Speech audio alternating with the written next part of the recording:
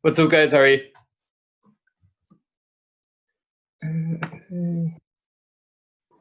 Bart, good to see you, Davey and Bart. Okay, Chris. Yes. Okay. So I'm just letting everybody in. iPad. That's very anonymous iPad. I don't know who that is. You can all share your screens, so let us see you. Even Galaxy A40. Hello, everyone. Happy Sunday. Their screen. I'd say everybody's delighted to get away from the kids and get a bit of a break.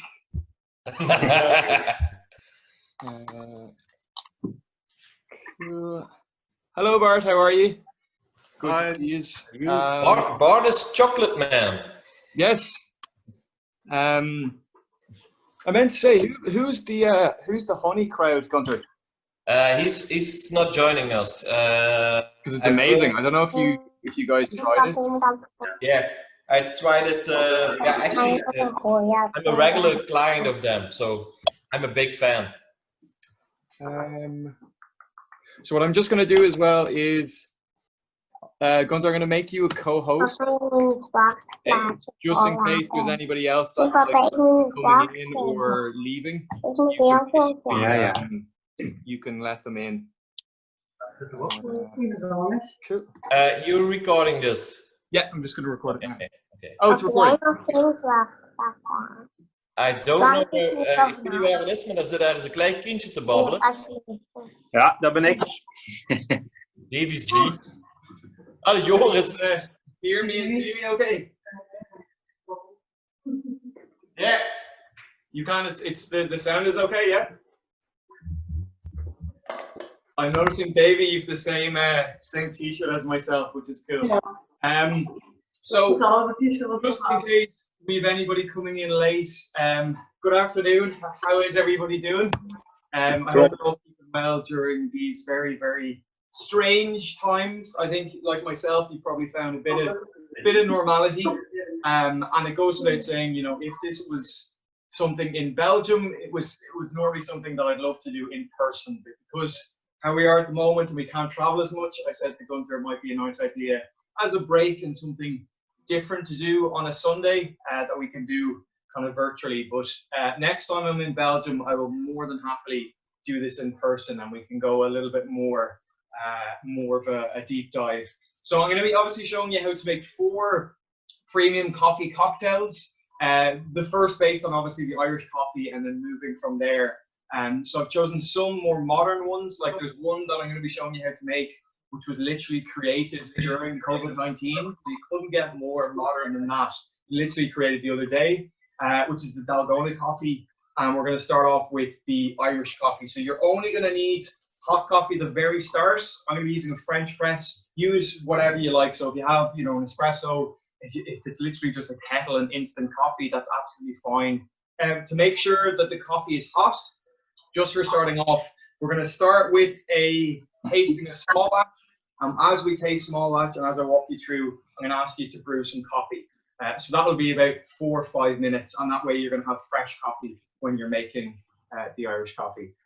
So if you have, it goes without saying, if you've absolutely any questions throughout the sessions, I'm going to be showing you how to make kind of smaller sizes. So as you can see, that is my Irish coffee glass. Little tiny Teeling versions. I thought it would be maybe a little bit more responsible for me to show you smaller sizes if we are drinking 4 cocktails in 40 minutes. But by all means, if there's one cocktail in particular that you love, or if there's, you know, ones that you want to do a little bit differently, feel free to change the recipe and do a much bigger size. So essentially everything that I'm making is just a half version. So if I'm saying to you, for example, you know, hypothetical 40 mils of coffee, to do the proper version or the bigger size will be 80 mils. So you just double everything if you do want to make a good decent size for Sunday brunch. So what we're going to be running through is we'll start with, as I said, a tasting of the small batch. We're then going to jump onto the Irish coffee. While we make each drink, I want to talk to you a little bit about the history of coffee in Ireland, as well as, of course, the history of Irish whiskey. So each cocktail kind of chosen specifically because of its point in history. Obviously, coffee or coffee houses kind of become very similar to pubs in Ireland, where they kind of become a centre for gossip, for news, for socializing, for trade deals, for prostitution, for everything in between. So they're quite interesting how coffee houses have worked in Ireland, as well as, of course, pubs, which you know that we love. And then we'll finish up. I'm going to take you through a couple of different techniques. So we'll go very, very slowly. You know, I fully appreciate for most of you, it's probably maybe your first time making cocktails. So we'll go through everything, you know, relatively at a slow pace. But I'm going to show you how to shake, how to stir, how to build drinks. So at the end of this, you should be master mixologists, and you'll be able to cook up some great whiskey cocktails at home any, say, Friday or Saturday nights. So any questions, you can just unmute yourself or just do a hands up if you want to treat it like we're in a classroom. Whichever you feel good there, yes. Perfect example. So if you have any questions, just stop me at any point, okay? So what I'm going to do is, first thing, for the Irish coffee, obviously we're going to be making some coffee. So as I said, I'm using a French press. If you are using ground coffee, the recommended amount that I would say would be about 18 grams max. Ideally about 15 grams of ground coffee to about 250 mils of hot water. So if you have this all ready to go, that is absolutely great. If not, as I said, we're going to be kicking off in about 4 minutes. So roughly about 250 mils for the coffee. Now the interesting thing about the Irish coffee, and I was nearly going to start with this, was I've obviously spent a lot of time in Belgium and in European countries. Spent a lot of time in France and Switzerland and Belgium. And it's interesting, when it comes to the Irish coffee, either you'll get very premium, very high quality serves, you know, the likes of the one that you'll see in Teeling Distillery, for example, or you'll see things that are just completely the other side of the spectrum, where you'll see, you know, green cream, and you'll see, you know, these mad sprinkles and the coffee that's probably come out of, you know, 6 months old stuff. So there really is this gap between good Irish coffees and I suppose bad Irish coffees, if you will. And the most important thing in the Irish coffee, aside from the whiskey, is the coffee. You know, this makes up 3/3 of your drink, or 2/3 of your drink. So in this measurement, you're going to be using about 45 mils. That's a lot of coffee that's going to be going into the drink. So if that doesn't taste great, your Irish coffee is not going to taste great. So as I said, we're going to start off with a small batch. I'll leave that aside. I have a timer here. So once that's about 3 or 4 minutes, we'll jump into making it. Out of interest, is there any of you that have not tried the small batch? Put up your hands. And Gunter, if you put up your hand, I'm disconnecting the call. So you're all familiar with it. Great. So to recap on this, the most important thing is how it's matured, the blend itself, and then of course the filtration or lack thereof. So when I say the lack thereof, what I mean is this is obviously non-chill filtered. So non-chill filtration, what that basically means is you keep in all of your what's called long chain esters. Esters is essentially the good stuff in your whiskey. It's what makes you smell fruits. It's what makes you smell apples and pears and apricots and dates. They're essentially chemical components produced during the fermentation process. So when you smell the small batch, you know, you'll be getting the likes of raisins, apple skins, mangoes, peaches, pears. That's coming from the fermentation, but it's also coming down to how it's matured. So this is obviously rum casks. Now, rum casks, not typical for Irish whiskey. Usually Irish whiskey is matured in bourbon or port or sherry casks. So when this was released in 2015, believe it or not, it was actually one of the only Irish whiskies that was commercially available matured in rum.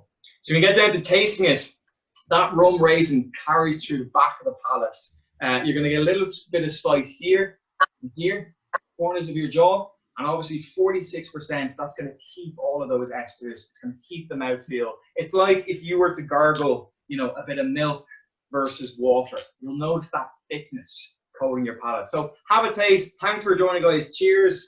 Sláinte.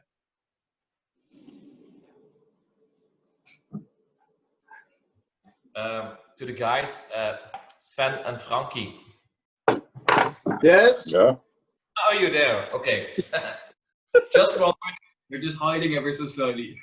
Yeah, it's because my laptop broke down, so I need to do it with my iPad. So That's no problem at all. a little bit smaller. Thanks for joining us anyway, guys. Why are you on the side of the iPad? Yeah, because I prepared everything on the right for Frankie, and I prepared everything on the left for myself. So every time we need to do like this. It's very, very well coordinated. I'm very impressed. So, as I said, how it's matured is important. Those rum casks, it spends about 6 years in bourbon barrels and then 9 to 12 months, depending on the blend in rum. The reason I say depending on the blend is we don't do, I suppose, a set recipe.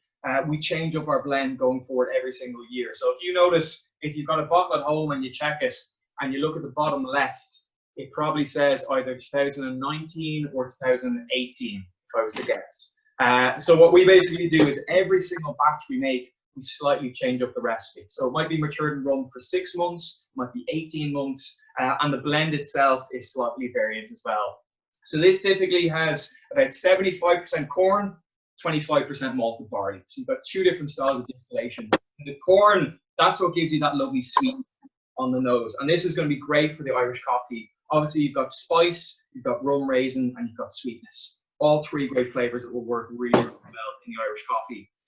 One thing that I find about a lot of Irish coffees that are made, be it internationally or here in Ireland, is sometimes the whiskey choice that people make is just a little bit too sweet, or it doesn't have a high enough ABV to stand up in your drink. So obviously, 46% ABV, that's going to stand up really well to flavors like bold coffee, things like modern liqueurs. Like if you were to use elderflower liqueur or Grand Marnier or Chartreuse or Aperol, Aperol is a very heavy flavor, very tarty, very bitter. 46% is not going to be washed away by something like that. And likewise, the rum raisin, that spice is going to add way more complexity in the drink. So that's the Teeling small batch. I'm seeing there we're just on time for the Irish coffee. So if you want to get out your glasses, we're going to jump on into it. First step when you're making an Irish coffee, now this is probably the most important step. Do not forget to heat up your glass. The reason being is if I was making this in a bar, or if I'm making it even when I'm out camping using my thermos, the most important thing is that when you're drinking it, you want it to be hot. That goes without saying. We don't want a cold Irish coffee. So that's why I made the coffee, literally right before we're about to make it, and then hot water all the way in. So that's your first step. Now you're going to be dumping that out. So we're not going to be mixing in the sugar or anything else. This is literally just to make sure that when you drink it, first thing is you pick it up, it's hot. The last thing then, which is the most important thing, is the cream. So we're going to actually prep that now while we heat the glass. Again, so that we're not wasting anything, so that I'm not going to have a cold Irish coffee. So if you've any kind of shaker, or if you have this already prepared, fair play to you. With the cream, generally the biggest no-no with an Irish coffee is using whipped cream. So whipped cream tends to have a lot more sugar. If you're better off finding something, now obviously this is an Irish brand, you can find equivalents in Belgium. This would be single cream. So it's not full fat, it's not double cream, it's not going to have that same amount of sweetness. And we're not going to fill, obviously, half the glass with cream. We're just going to have a small little amount on top. So you can use anything from, as you can see here, I'm using a reusable coffee cup. If you want, you can use a protein shaker. Even if you want to use a hand blitzer, you can use anything that you have at home to essentially shake it up. So the biggest thing is we don't want it to be fully whipped. We just want it to be slightly frothy so that it's ready to go. Because if it's too thick, it's going to affect the mouthfeel of the drink. So make sure it's fully sealed so you don't cover yourself in cream, and just give it a little bit of a shake up. So you can see even mine's not great here. Now it should only take roughly about 2 or 3 minutes, give or take. Ah, 1 more minute.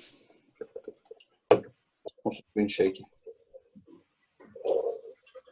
Don't know about anybody else, but mine's going all over the place here. So let's go. like watching Dumb and Dumber. I think the protein shake is going to be better. Dat we maar één nu. Oh yeah, this is much better. So yeah, if you find something with a good seal is much better as opposed to if you're using, say, a coffee mug. And you can see so far we haven't poured in anything, so we're not wasting our ingredients. Like if I was to pour the whiskey and the sugar in now, it would already be starting to go cold. So the fact that you're leaving this heating up the whole time, you're one step ahead of the drink, if you will. And of course, this will give you a bit of a workout on a Sunday. So you're doing a gym session and you're making cocktails. You should be. Yeah, that looks thick enough. So you'll see consistency-wise, I don't know if you can see inside that, you don't want it to be big clumps. You just want it to be slightly thick enough that it sets on the cream. As I said, the reason for that is all about mouthfeel.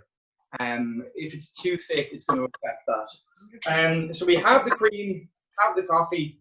We've already tasted the whiskey. So the last ingredient you're going to be putting in is some brown sugar syrup. So brown sugar syrup is essentially 1 part brown sugar, 1 part hot water. If you do need to make it now, literally you can use anything. You know, just grab a cup, pour in a little bit of hot water, a little bit of brown sugar, and just mix them together. It'll literally take you 2 minutes. That's the last ingredient. So in terms of the recipe then, we're going to be going 15 mils of Teeling small batch, but have about 7.5 mils of brown sugar syrup, 45 mils of coffee, and then topping off with cream. So as I said, if you are doubling those, that will be 35 mils of whiskey, 15 mils brown sugar, 90 mils coffee, and then a topping off of cream. So hot water, I'm assuming everybody's glass is hot enough and good to go. So we're going to dump that out. First thing I'm going to be putting in is the brown sugar syrup because we want this to settle. So in terms of your measurements, use anything from, say, a kitchen spoon. If you use anything like cooking measurements that you'll probably find these quite easy at home. The next one are spoons. So as I said, for this, we're going to be going in just with 10 mils. Or sorry, 7.5. So we'll go a little bit less than 10 mils. This one here is 5. That's 2.5. If I do them together, I'm going to get... Whoa, Chris. Yes, go ahead, Gunther. Can you repeat all of the things?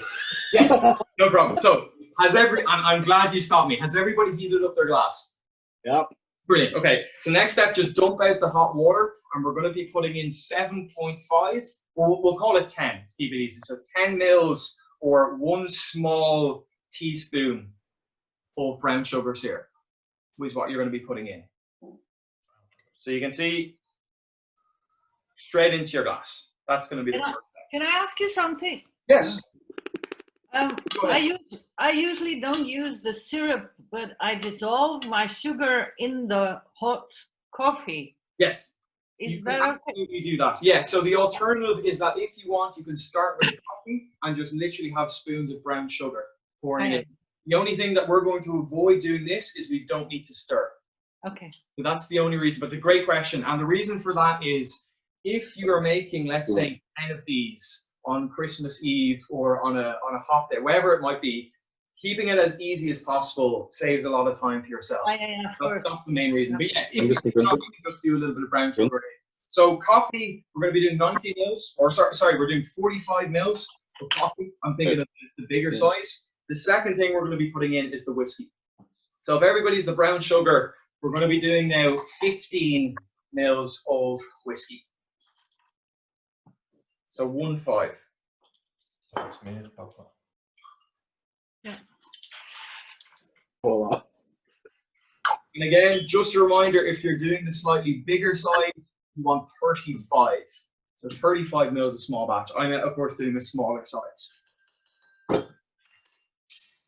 So the small batch, obviously adding rum raisin, adding spice. Next thing, coffee. So we're going to be doing in total, for my smaller size, I'm going to be doing 45 milliliters. If you're doing the bigger size, it's going to be 90 in total. You can see literally just shy of the top. You don't want it to be too far off. And the great thing is, if you've done the cream correctly, and I'm praying to the gods here that this works properly, if you you shouldn't actually need a spoon of any description. So as long as the cream is shaken up correctly, you don't actually need the spoon. But it does help if you want. You can put it at a 45-degree angle. I'm just going to give it one last shake so I can guarantee that this works, that we don't get a video of an absolute mess of an Irish coffee. So here we go. And the coffee literally just pouring over the top of the spoon. Ja, maar dat is normaal. So you can see the thickness of my cream now. I'll hold it up to the camera and show you the difference. So that is the cream there. So you can see the head is actually not that high. One thing that I've noticed a lot when I go to, let's say, bars or restaurants, be it in any country around the world, is a lot of time you'll notice the head is coming, nearly halfway down the cup. Obviously, if half of your drink is cream, it's not going to be as enjoyable. So the idea behind this is treat it almost like a little pint of Guinness. It should have just that kind of 1 centimeter head, but not too much that you're not getting, all just cream. For garnish, then, very last thing, a little bit of Yes. Sorry, me again. No, absolutely. We are really slow. Apparently, it's us, but the cream part. Yes. Okay. So have you shaken up your cream, Gunther? Yeah, I've shaken up. Okay, cool. So what you want to do is put your spoon 45-degree angle. So literally just not actually in the coffee, but just above it. Another tip as well is if you want to stir it slightly, what that will do is it will heat up the spoon and it'll actually make it easier to settle. So is your cream coming out? It looks very thick there from my angle. What you can always do, if it is too thick, just add in a tiny bit more. Like literally just pour in, a little splash of cream, and if it is too thick. By the way, I have to say this. Thank you, Anne. Anne is responsible for this part. So she prepped it, but yeah, just noticing it, you're covering half your kitchen. But yeah, so keep it 45 mils and then literally pouring over the top of the spoon, like so. And then you should have absolutely no problem of it settling. So the last thing, yes, go ahead. You don't have to light up the whiskey. I usually heat up my whiskey, No. and then I light it in the pan, and then I pour it in glass. The reason you don't heat the whiskey, and I've noticed it's something that people do a lot in Belgium, is it actually affects the taste. If you think of it by heating up a liquid, you're evaporating it. You're also changing up the ester levels, so you would essentially affect the flavor, and you'll also affect the ABV, the alcohol content. So you don't actually need to heat up the whiskey. The two most important things is heating up the glass and then also the hot coffee, which good question. So the last one, little bit of cream on top. I'm going to cheat and I'm going to use a bar spoon, but again, any kitchen spoon that you have, or if you want, you can literally just sprinkle it on top as long as you're not coating your Irish coffee. So the thing about nutmeg is it is quite an intense spice. You don't want a huge amount, so you just want a small little sprinkle on top. And this can also be coffee beans, or you can do the likes of chocolate powder. Chocolate powder, again, though, I find it's a little bit too sweet, whereas nutmeg works really well with the rum spice. So again, tying into that. And on the nose, when you pick this up to smell it, first thing you're getting is that spice, then you're getting the cream, then you're getting the whiskey. So it's lovely layers through all of it together. So the biggest thing, to finish up on the Irish coffee, the biggest thing you'll notice about this is there's not layers. I haven't separated the sugar and the whiskey. You'll notice that a lot of Irish coffees in Belgium that have 3 layers. The whiskey will kind of sit down the bottom, and again, that comes down to heating it. They'll start to separate a little bit more. You'll have the coffee in the middle, the sugar, and then the cream, whereas this should literally just be 2 layers. Should be the brown on the top and the white, the brown on the bottom and the white on the top. So that is the first cocktail, everybody. Cheers. I hope it went okay for you. Let me know what you think. Sláinte. Maar we hebben veel minder koffie gedaan, denk ik. Ja, maar hij heeft proefglaas. And the good news about this is of course the only one that's going to be hot. So for the rest of the ingredients, like this coffee, I can reuse for the rest of them. So that's the only thing that's going to be hot. So you don't need to worry about things going cold now. So Irish coffee has a very, very interesting history in the sense that it dates back to World War II. There's lots of kind of drama, lots of, I suppose, different versions as to who created the Irish coffee. A lot of people you'll hear quoting Joe Sheridan was the first person to create the Irish coffee. A very interesting story. Joe Sheridan, he was essentially a barman and a chef. And he worked in a place called Foynes. So Foynes, it's about 2 hours, 30 minutes from Dublin City. It's in Shannon, if any of you have been up there. He worked at an airport, so in a bar restaurant.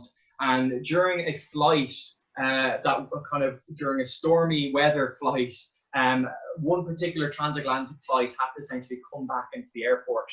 So I don't know if any of you have had the unfortunate experience of flying during a storm. Because I travel for a living, I have had plenty, and I can tell you it's not the funnest thing in the world. I'd say I've traveled now through about 4 storms in my life. But people getting off that plane, as you can imagine, were a little bit nervous, a little bit shaky after getting off a flight. So Mr. Joe Sheridan was basically asked to make these people a hot drink, to heat them up, and to also kind of relax them a little bit. So what he basically did is he took some coffee, grabbed some whiskey, poured it in, said, there you go, there's something to heat you up. And he didn't tell the people that there was whiskey in it. So of course, when you combine whiskey and coffee together, without the inclusion of cream or without sugar, it can tend to be quite spicy. So people drinking it, were thinking, oh, this is a very exotic coffee. This is quite spicy. Is this Brazilian coffee, or is this, what type of coffee is this? And of course, Joe Sheridan responds, well, no, it's Irish coffee. Like, we're in Ireland. What kind of coffee do you think this is? And that's where the name came from. So there was a famous journalist who was on that flight called Stanton Delaplane.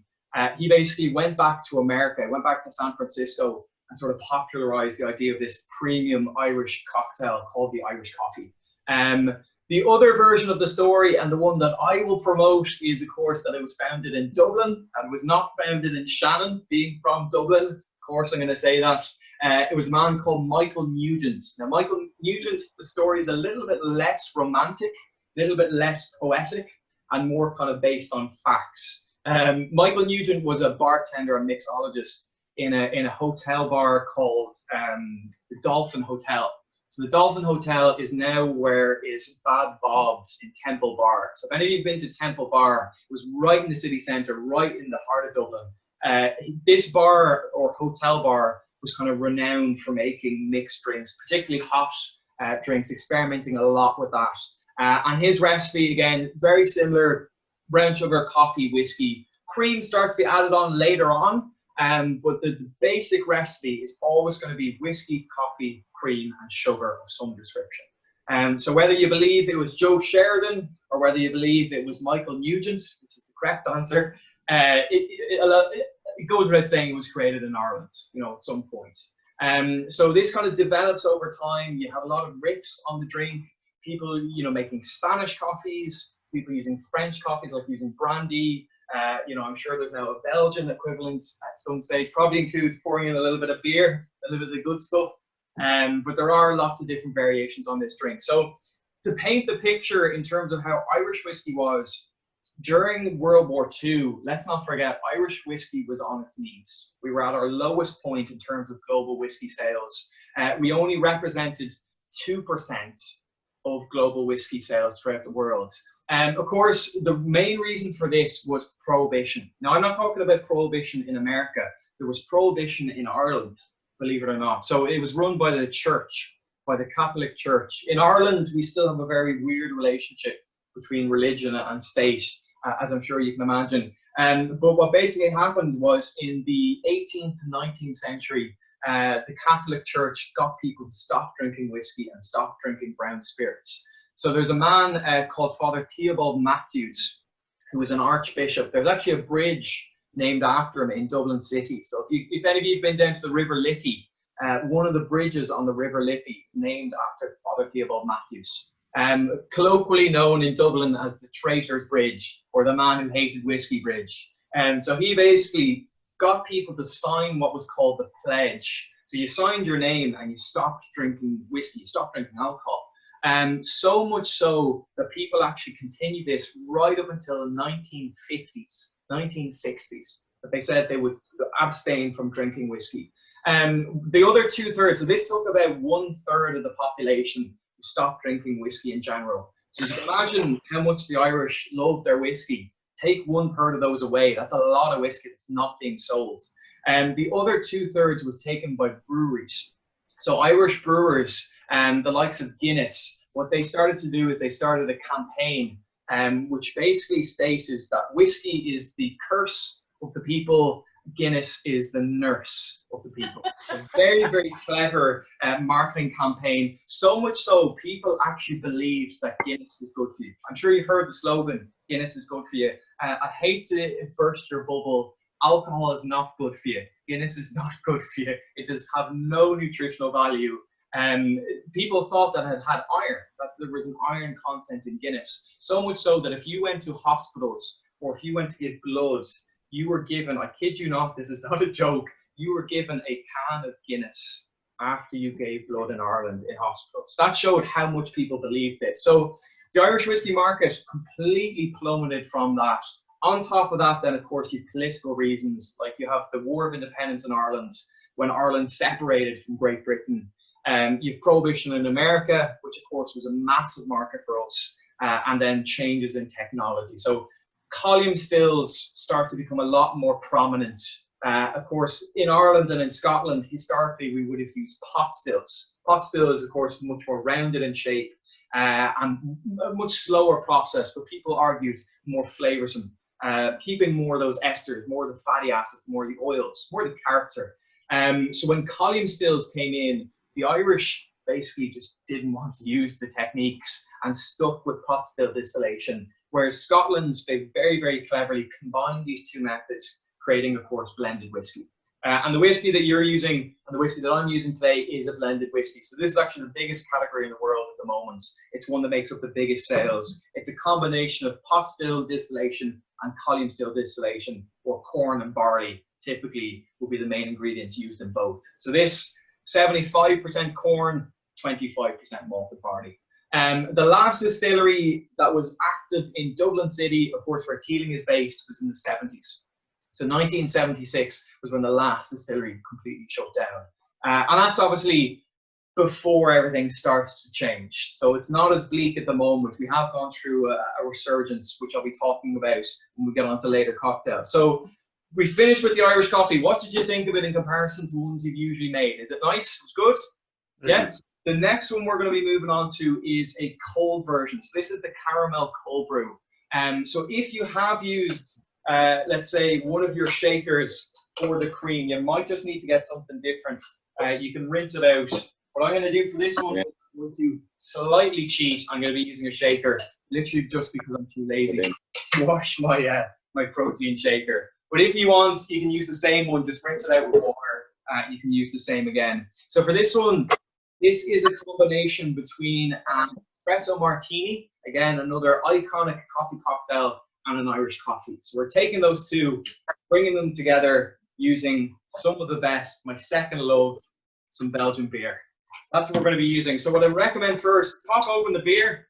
We're going to let this fall, let the carbonation fall down. If you want, absolutely have a little bit of a taste. I don't know if people are well familiar with this beer. So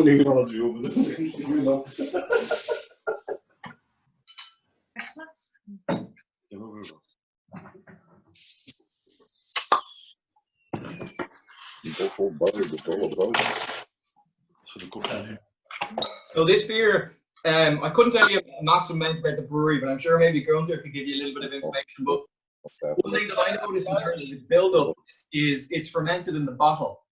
So what that basically means is they take a little bit of and they add it in the bottle with sugar before maturing it for longer in the bottle. It also, I'm imagining, has a little bit of either chocolate malt or roasted barley, obviously, which is very typical of a dark beer, of a stout. And the ABV, I love, 9% ABV. In Ireland, your average stout is about 4.25%. So this to me is just an absolute dream. I think it's really well balanced between the dark malt and the hops. Like, I don't know if any of you tasted it, but it's not too bitter in the finish. For something at 9% and fermented in the bottle, you'd probably expect a little bit more of a bite from the hops, whereas I think it's actually balanced out really, really well. Definitely one of my favorites that I've tried in a long, long time from Belgium for dark beers. So this is what we're going to be using in the second cocktail. We want a little bit of dark beer. We're going to be using some whiskey. For this one, we're going to be using some cold brew coffee. And does anybody know the difference between cold brew and iced coffee? It's cold. It's cold. Good guess.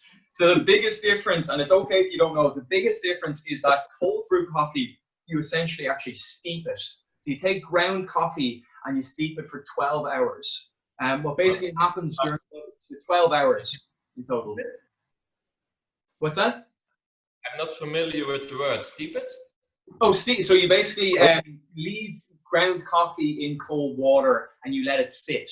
So you just let it sit in a container for 12 hours. So with cold coffee, obviously, you literally just let it cool down. You know, it could be 4 minutes, it could be a couple of minutes.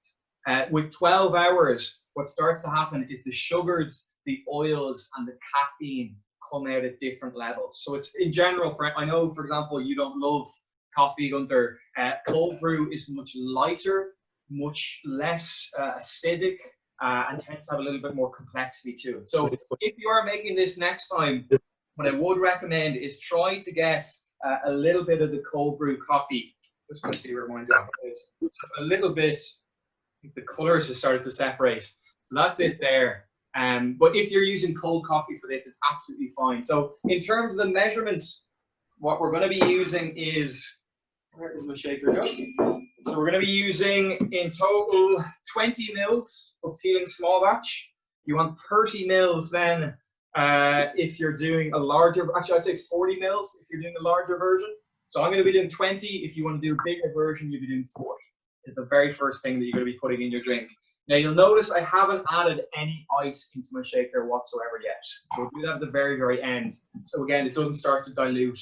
And again, I'll be doing mine in a little teeny tiny serve. So this is going to be the second drink. When you're making any cold drink, you could probably guess this. But when we made a hot drink, we heated up our glass. When we made a cold drink, we chill our glass. So that is very important when you're making a cold drink. And again, this you're going to be dumping out.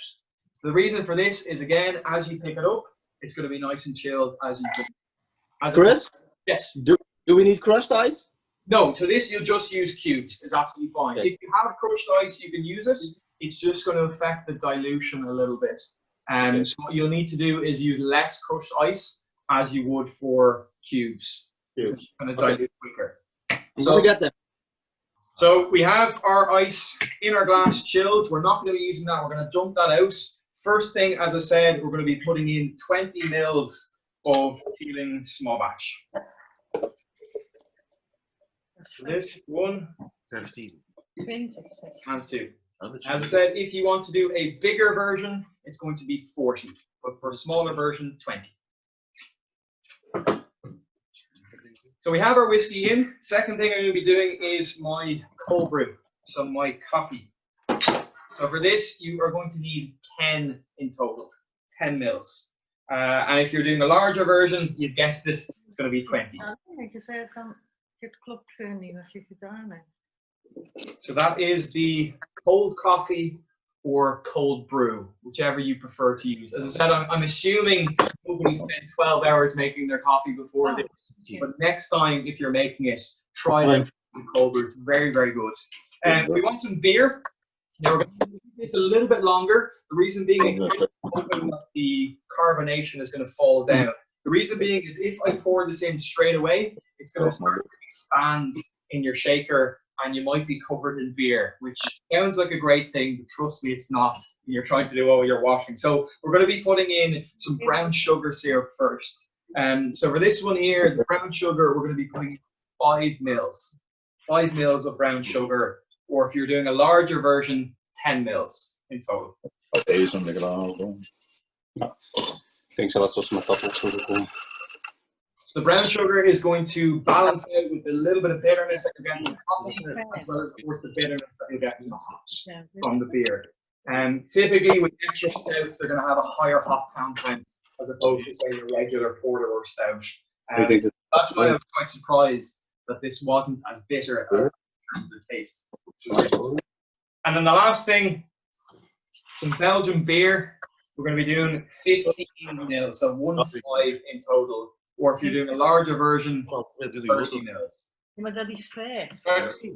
30. You're doing the bigger one, yeah. So 30 if it's a big version, 50 if you're, or 15 if you're doing a small version like myself. We have everything in: whiskey, coffee, brown sugar syrup, and beer. The very last thing we're going to be doing is shaking. Now you can see as this is melting, it's starting to dilute. So there is a little bit of water left in my glass, and that's why we're not going to just pour it straight into the glass. We'll be chucking this out at the very, very end. So the last thing, a little bit of ice.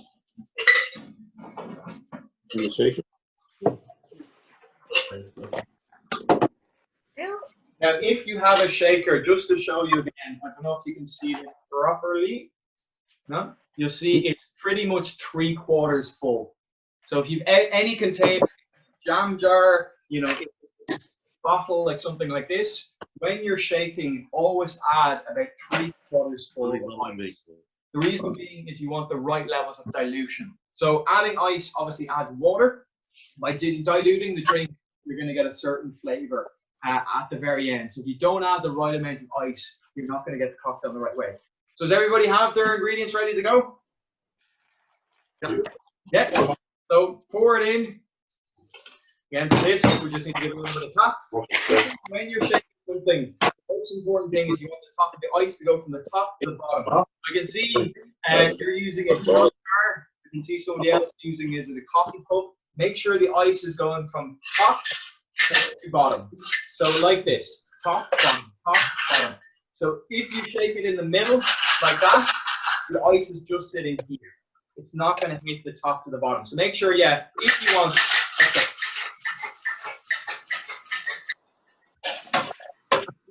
About 10 to 12 seconds in total. So you can count it in your head if you want.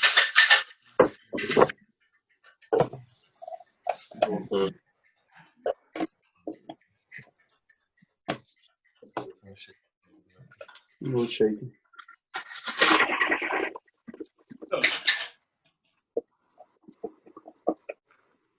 Now, the very, very last thing, as I said, once you shake it, if you want, you can absolutely taste it. The good thing about tasting it before putting it out is if you want, you can change it. You know, if it's too sweet, if it's too boozy, if it's too bitter, you can always change it before pouring it into your glass. That's one thing I would say. If you're making cocktails at home, it's a good thing to do to slightly just taste it before you pour anything out. So the ice, I'm going to be dumping out. So this, I'm not going to be serving over ice. I'm going to be serving it neat. But if you want, you can serve it over ice, absolutely, considering that. So very, very end, I can either dump this straight in. I can use a strainer if I want. I can even use, you know, let's say a glass of some description. If I wanted to use this, you know, like so, dump it that way. Pretty much anything you have to act as a strainer can work well. So I'm going to see. I'm going to use a glass just to showcase to you. So I'll be using a general kitchen glass. I'm going to put this at the very bottom. Ja, moet het gewoon. Dat je nog met de beker met de kapper. Gewoon stop te blijven en dan stop op. You can see I'm stopping the ice coming out at the very, very end. And that's it there.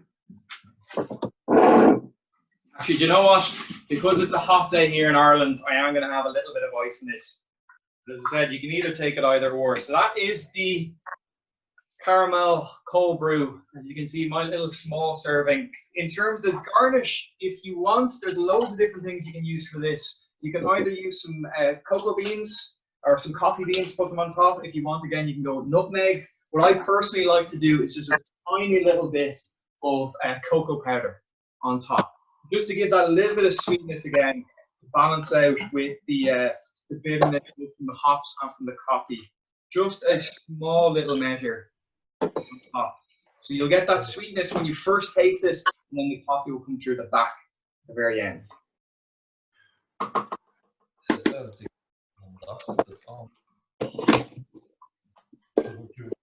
So So that is cocktail number 2. Cheers, guys. So Cheers. Cheers. what do you think of it?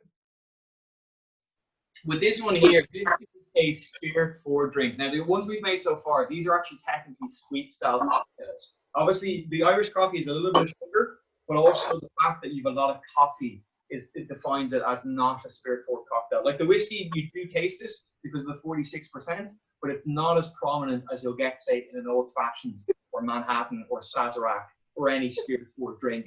So spirit forward cocktail, if you ever hear of this, it's where the base or the spirit, the alcohol is the biggest proportion of the cocktail. So generally, it'll make up about 60 to 90%.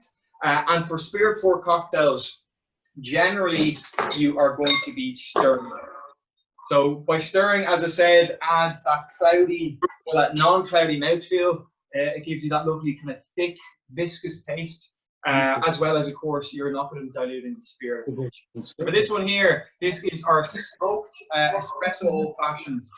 You can either do this straight in the glass, or if you want, again, you can use a container of some description. Like if you have, let's say, a large mixing jug, you can absolutely use that.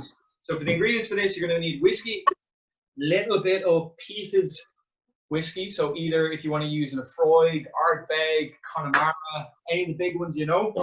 We're going to be using a small bit again of brown sugar syrup. So one that I have left. And so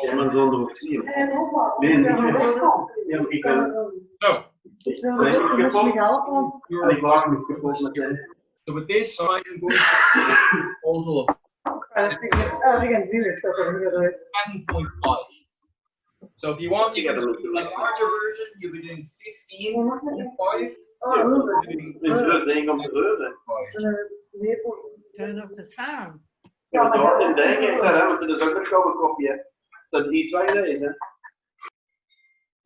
So you can see just enough for the last drink. So first, some brown sugar syrup, straight on into any container you have. So this can either, as I said, be glass, or you can use plastic, or you can use, you know, cup of any description. Gunther, I'm just after realizing this is also recorded. I'll edit it. I'll edit it. Don't worry. So brown sugar syrup first. The second thing we're going to be doing is, of course, the whiskey. So for this whiskey, we're going to be doing 20 mils. 20 mils in total. And if you want to do a 40 mils. Chris, there was some background talk. How much is it of the brown sugar side? Sorry, so it's 7.5. But if you want, you can go for an even 10 if you prefer. But yeah, 7.5. And then we're going to be doing 20 mils of whiskey in total. The brown sugar syrup, if you remember, is 1 part brown sugar, 1 part hot water. Yeah. It's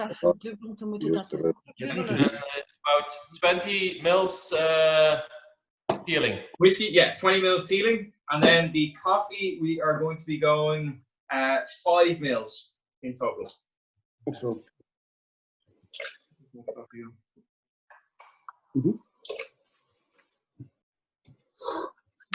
So 5 mils coffee. Again, this can work really, really well with cold brew. In particular, brings out a lot more richness. So we're going to be stirring this up first, and then at the very end, we're going to be doing what's called a float. Float is basically where you pour a little bit of usually alcohol over the very top. As opposed to pouring the piece into the cocktail, we're just going to be drizzling it over the top at the very end. So again, if you get your ice, once you have all your ingredients in,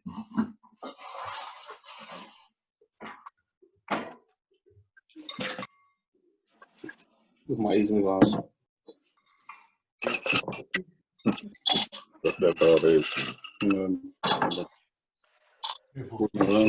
and if you don't have a spoon of some description, a good thing to use as well is something like a chopstick, or if you have, let's say, a tongue of any description, or even a spoon. So stirring like so. If you have a spoon, one thing I recommend the flat part of the spoon facing outwards, as opposed to the open part. So if you keep the flat part facing towards your glass, and you literally rotate left to right, like so. So if you want, you can hold it as you would hold a pencil, for example.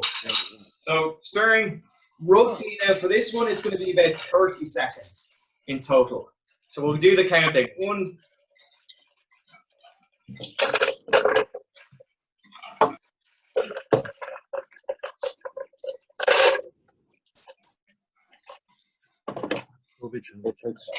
again, with this, if you want, you can absolutely have a taste. Ja, ik wil dat jullie even zo.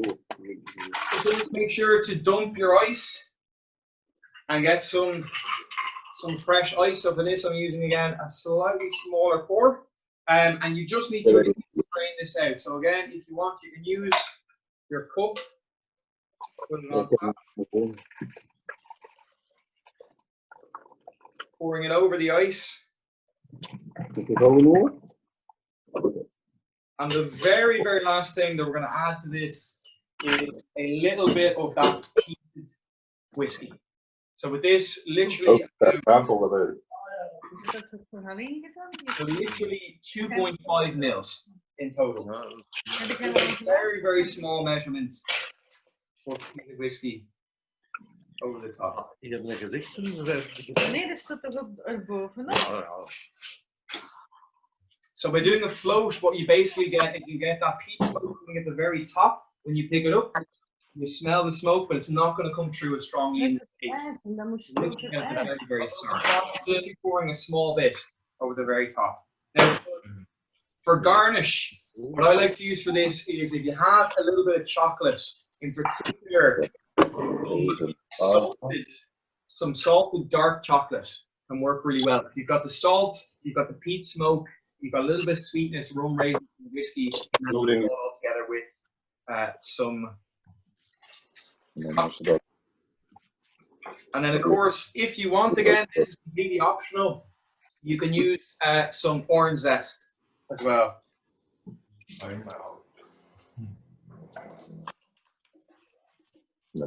I've just done a very, very small quantity.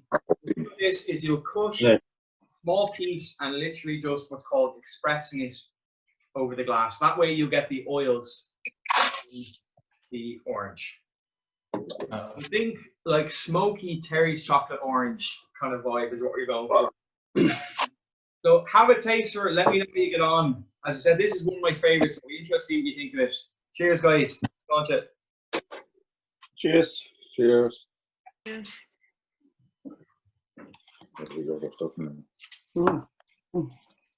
you notice a little bit of peat smoke creeping through, sweetness at the back. And then the great thing is if you have a little bit of dark chocolate, salted dark chocolate, you can absolutely have a bite and then taste it. It's very interesting. Bij met mezcal en Lafroig, met peated whisky en mezcal, peated whisky is better. Dat is toch een ander effect dan een dienen. Ja. Is dat lekkerder dan dienen? Nee? This is actually sweeter than I expected. Yes, Yeah. now that comes down to, of course, so it comes down to the whiskey and it also comes down to the brown sugar syrup. So I have used a decent amount of brown sugar, like it was 7.5 mils of a total serving.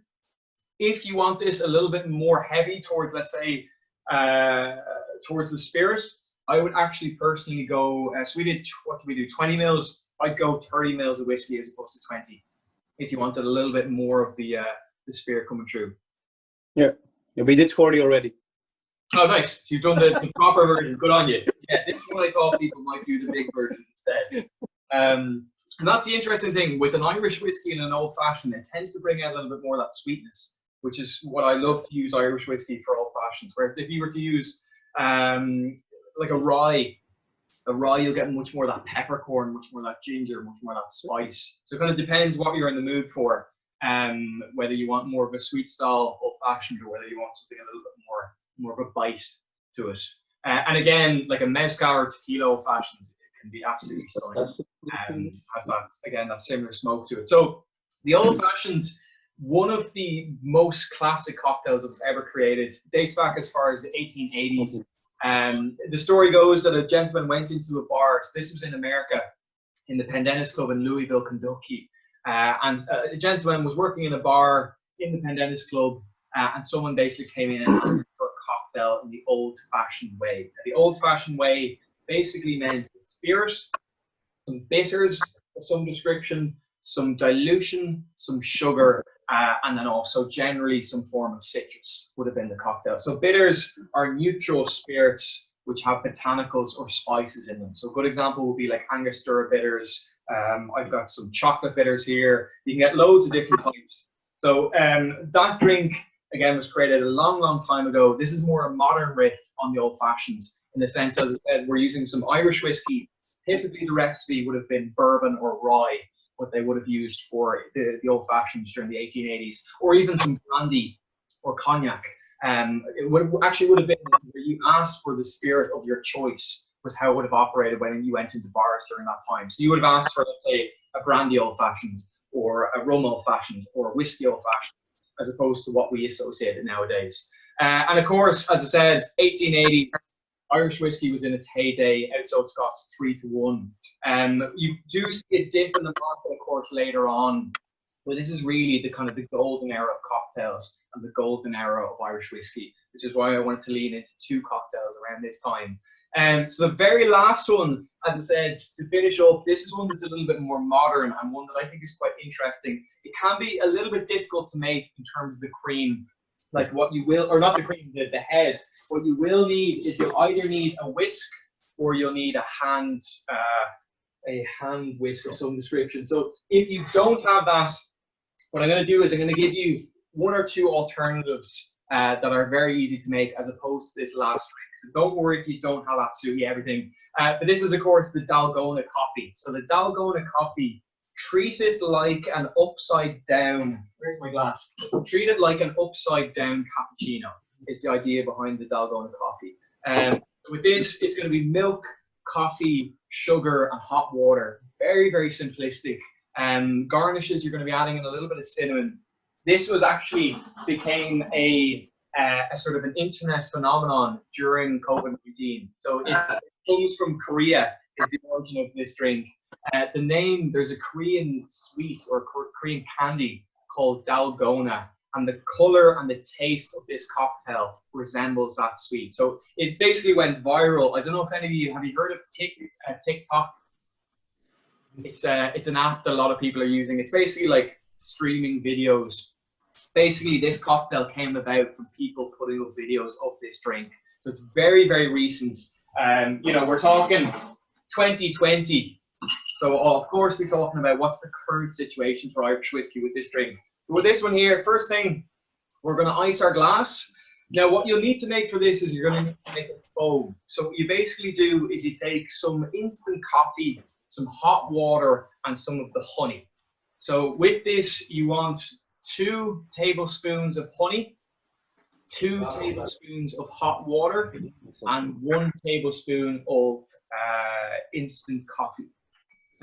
So instant coffee is essentially ground coffee that's brewed and then essentially hydrated or essentially frozen. That when you put it in water, it is soluble. Mostly instant coffee is made with, I'm going to see if I have my one here. It's mostly made with Robusta coffee beans. This one here now is an exception. You can see it's Arabica coffee beans. But generally, they tend to be a little bit more bitter. It's why you'll hear a lot of people saying they don't like instant coffee because it tends to have that bitterness to it. But for this, we're using it to make a sort of foam on top. So as I said, 2 tablespoons of hot water, 2 tablespoons of the honey, and then 1 tablespoon of instant coffee in total. So you'll do it all in a pot. Ideally, if you have something that's slightly larger in total. So I'm going to show you how to do it here. And if you want with the honey, because it is very, very thick, you don't necessarily have to measure it out. You can just eyeball it ever so slightly. So I'm going to put in a little bit of the honey. Hoeveel? 2 Wat heeft hem 2 eetlepels. So yeah, 2 tablespoons of honey, 2 tablespoons of hot water, and then 1 tablespoon of instant coffee. Now with this, if you want, you can also use a whisk that you'll do by hand. The only thing is this will take you about 15 minutes. So you don't want to be stirring for 15 minutes. So what, as I said, if you have something like a blender, it can work much, much better, and you'll essentially be blending this up a little bit. So I'm going to show you now.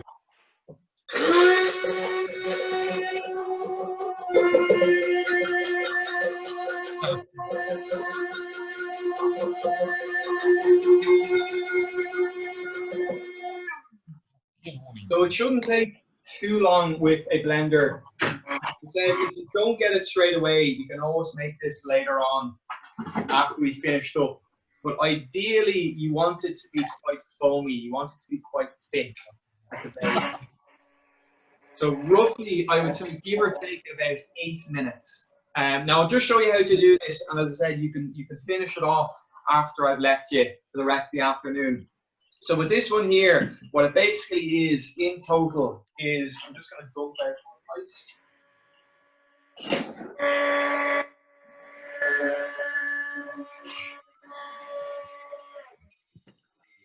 So this one, you know what? We'll do the proper size. We'll do a normal version. Why not? So it's going to be 20 mils of Teeling small batch. So even if you haven't finished your foam, you can still do this if you're working in pairs. So 20 mils Teeling small batch.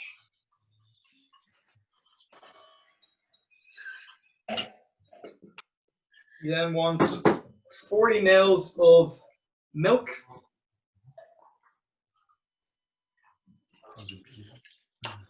So 20 mils whiskey, 40 mils milk.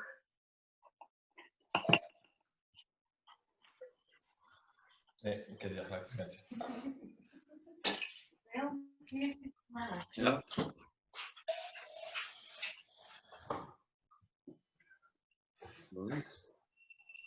Now the foam, as you'll see, so when this is finished, as I said, it might take you a little bit longer, but just to show everybody how it's done, you've got your milk and your whiskey in the glass. At the very end, you're basically just going to use a spoon and pour it over the top. So similar how we did the cream for the Irish coffee.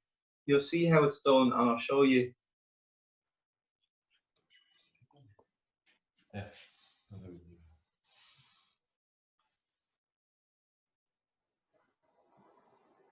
So you're literally just pouring it over the top. Now, I probably could have given that a little bit longer to whip up, but ideally you'll have the brown sitting on the top and the white sitting on the bottom. So with this, you get a little bit of, as I said, instant coffee, honey, and hot water. For garnish, what I personally like to use, again, to give a little bit more of a spice, is some cinnamon. So with this, we're doing just a small amount.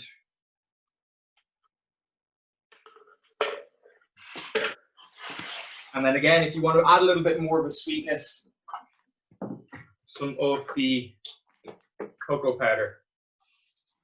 You've got sweetness and spice coming together. And that is the Dalgona coffee. So if you do make this one, let me know how you get on. As I said, it's a little bit more tricky in terms of the actual, in terms of the prep. If you want something slightly easier for the last one, so if you're thinking, Chris, that looks fantastic, fair play to you, that looks great. If you're thinking this one's a little bit difficult, as an alternative, what you can do, and just to finish up, you can make what's called an affogato. So an affogato is essentially ice cream, coffee, and then you might have some sort of sweetener. So what you'll basically do is 1 shot of whiskey, 1 shot of coffee. You can use espresso. I personally add in a little bit of sugar. So even if you want to use, let's say, amaretto, it's a nut liqueur, or even just some brown sugar, and then a scoop of ice cream. And that will be another one that you can use for a coffee-based cocktail. So be coffee, whiskey, a little bit of amaretto, and then some ice cream. So that's an alternative for the last one. So to wrap things up, where Irish whiskey is at the moment, there's now 37 fully functional, no, there's not, there's 31 total distilleries in Ireland in different levels of production. In Dublin alone, there's 4 distilleries. Of course, Teeling was the first of its kind in 125 years. So at the moment, Irish whiskey is in a good place. We're doubling every single year, and the market is constantly growing. But that's pretty much everything for myself, guys. Do you have any final questions before I leave you to enjoy your 4 cocktails? Yeah. First of all, Chris, thank you very much for doing this. I know it's the first time you're doing something like this. I'm very honored you asked me. Like you said, I'm not a big coffee fan, but I quite enjoyed all 3 of them, because the last one I skipped because it was too much work. Yeah, fair. Kunnen de trek nog afmaken? Kunnen de trek nog afmaken? Someone's saying something very strange, I think. But anyway, for the whiskey fans, Teeling whiskey fans, I have to say, Chris, you don't know this yet. Don't run away. Sorry, my battery's just gone low. Keep going. Next Monday, there's a special Teeling tasting at St. Mac. It's only on invite. I think Gans has got an invite. So if you want to join us, let us know. It's a lot of pot stills, and maybe Chris is willing to join us as well for a minute or 2. So I will talk about it later on. But if you want to join us, I can sure say choose the VIP tasting. It's the better one. But yes, thank you so much, guys, for tuning in. It was lovely to see you all again. Stay safe. I hope you enjoyed the drink. If you make anything at home, feel free to share a photo. Let me know how you got on. I'd love to see your drinks. But thanks again for your time. Really appreciate it. Stay safe. All the best. Chris. Bye.